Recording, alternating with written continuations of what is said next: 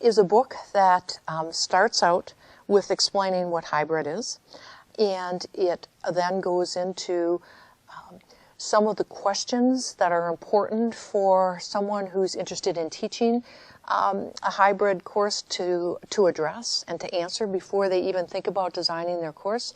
It takes you through the design. It relates everything back to adult learning theory.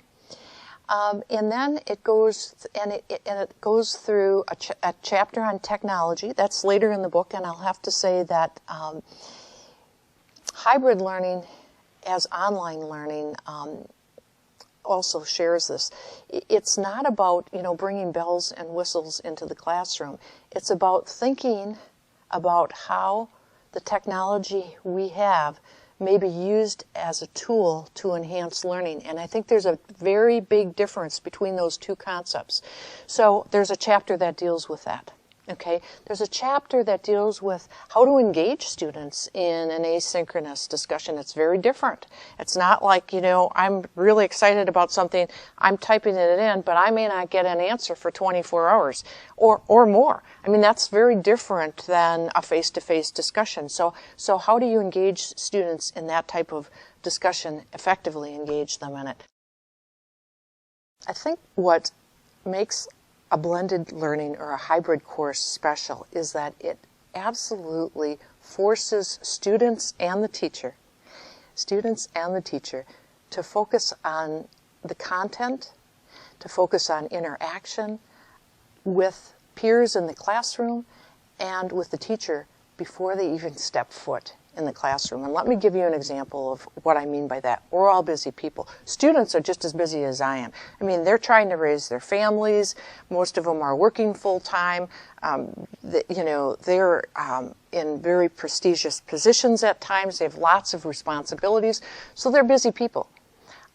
Professors are busy people. So what do you think happens when I assign a 200-page reading assignment for my next class for the next week? Okay, well, if that's all I'm going to do, then likely that 200 pages is going to be read with not a whole lot of reflection. It's life. Okay, but what a hybrid course design lets you do is it lets you engage with others in an online setting on that particular material before you ever step back into the classroom. And it's through that engagement with others that the material, you actually learn the material. And you know what? This is just an application of adult learning theory. That's all it is. And blended learning gives you this great opportunity to look at adult learning theory and apply it in this way in the classroom, or outside of the classroom, as oftentimes is the case. So I think that's why students do as well. And by the way, that's not only me saying that. There's a lot of research that is supporting that.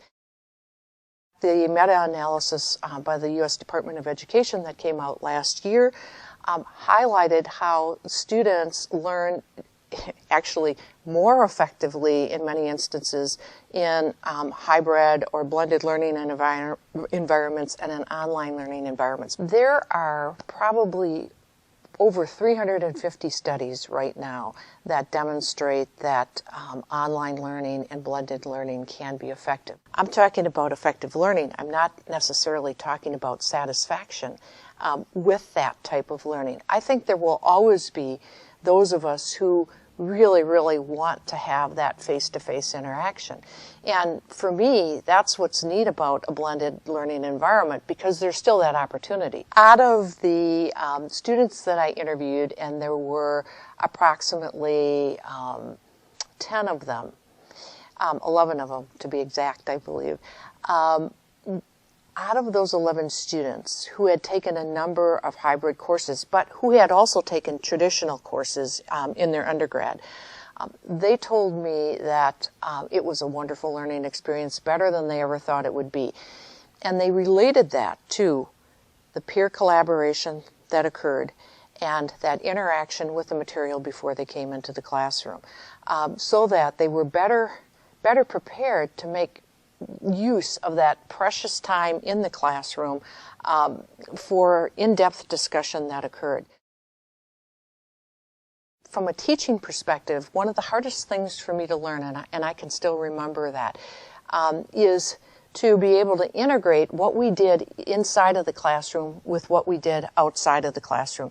Because if you don't do that, it's like students are taking two different courses, and it's very fragmented, and it's just not as meaningful. So to be able to do that well takes practice. The other thing that I would say is there's this tendency, if you've been teaching traditionally, to use everything that you use in a traditional classroom, and then on top of it, add all of these hybrid components, and then everyone dies. You as a teacher can't keep up with it. Students are overwhelmed. So you really need to rethink and redesign your blended course. I mean, if you've been teaching it traditionally, it doesn't mean that you can just move that into a blended format. It really takes some thought on your part and some redesign, some thinking about, what would really work best in an online setting, what would work best in a community setting, what might work best in the classroom, and design your course accordingly, and don't make it a course and a half.